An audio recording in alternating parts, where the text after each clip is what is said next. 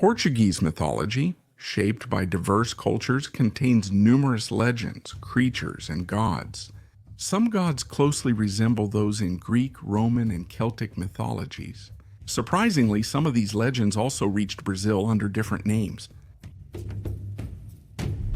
If you're new to the channel, go ahead and subscribe and leave your like too, because that really motivates me to keep making videos, all right?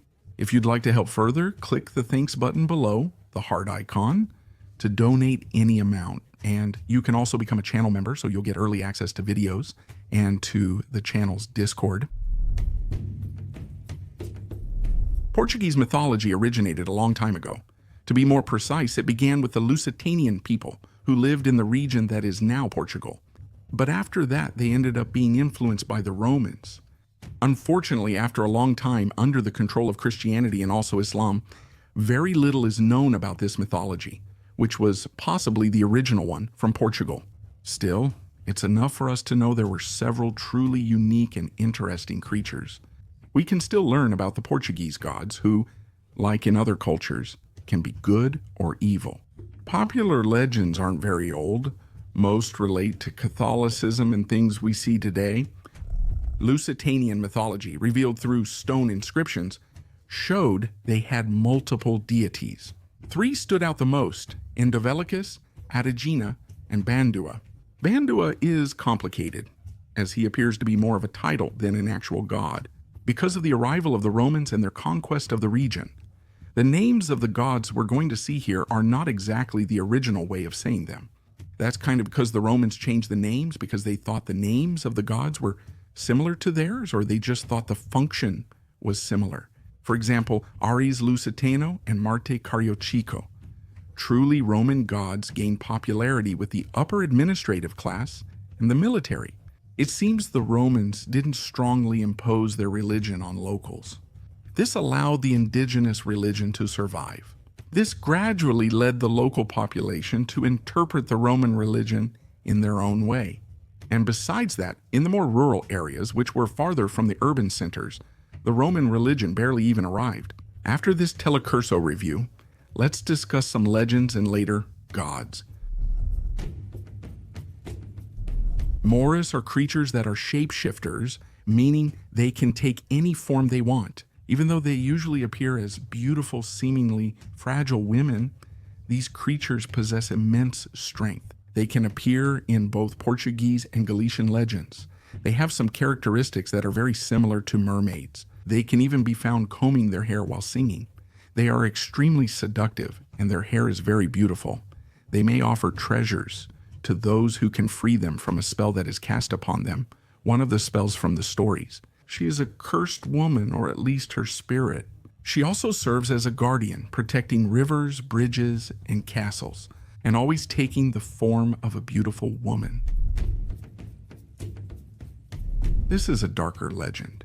The Holy Procession is a walk, specifically a procession of tormented souls. These creatures, or this creature, can be known by various names, both in Portugal and in Galicia.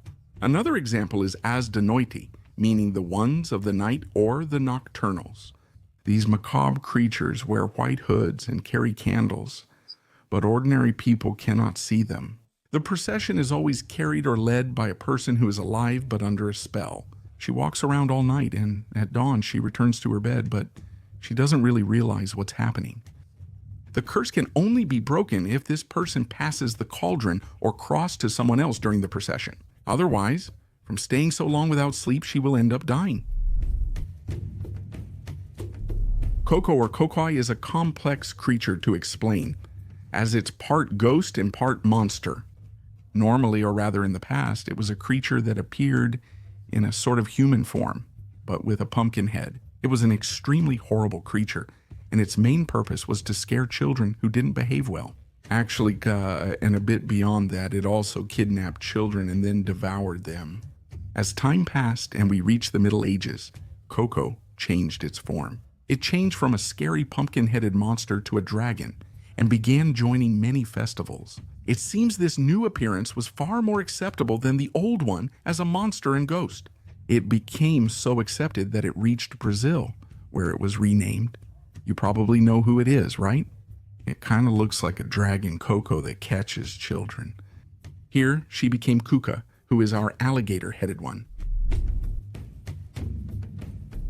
The Duendes, which is a very well-known legend, are kind of like goblins or sprites. And in case you don't know what sprites are, they're basically those tiny little creatures. You know, fairies, elves, that kind of thing. Originally, in both Portuguese and Spanish mythology, duendes would lure children into the forest by whistling. But nowadays, actually, any creature that's very small can be called a duende. The legend of the duende made its way to Brazil differently. And I'm not referring to that bottle gnome. As you saw, usually the duende wears a cap. This cap can have several colors, but it's usually red. And that cap was the inspiration for Sassy's cap. Let's discuss the gods. There's limited information, so details will be sparse. Tedina was a goddess of nature, healing, and also the underworld. Except among Romans, she was Proserpina, similar to Greek Persephone, Hades' wife. And that's where the fact that she's a goddess of the underworld comes from, right? Who is then reborn to bring the dawn. She apparently led a cult that summoned spirits for the summoner's purposes, maybe even to harm someone with illness or death. She was also a healing goddess, which helps balance things, right? Tedina was also in a trinity. Maybe the god who represents things here the most, Endovelio, who is the most well-known of the gods of Lusitania. Besides being the most well-known, he was also the most important, as several dedications to him were found in the region. More than any other god, he could also be a deity of the underworld. Healing, medicine, life after death, health, light, prophecy, in short, of many things. In short, for a prosperous life or death, you should seek out the more popular Endovelio. You can compare him to Sucellos from Celtic mythology, even though the Lusitanians, who are also Celts, had their own gods. But that's the comparison. Endovelio was also in that ancient trinity with Tedina and Reneso Cesio. There isn't much information about this god, but they used to sacrifice goats and war horses to him as a kind of ritual. So he might be a god of knights or war, but that's just my guess based on the name, right? Ares Lusitano refers to Ares from Greek mythology. Bermanica was a god of the trinities. Thermae are places with hot water, though the way I said it makes it sound like I mean a shower. But they're not. No, they're this kind of place that's showing up on the screen. The Thermae could be used as a kind of place with medicinal water.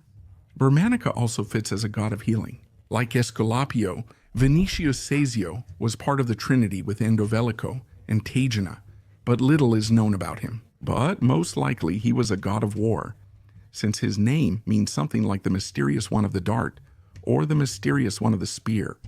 Although there's the Lusitanian Ares, this god is actually the Roman Mars and Greek Ares equivalent. Remember, having one god of war doesn't mean there can't be another. He was a war god who received many sacrifices, including some human ones.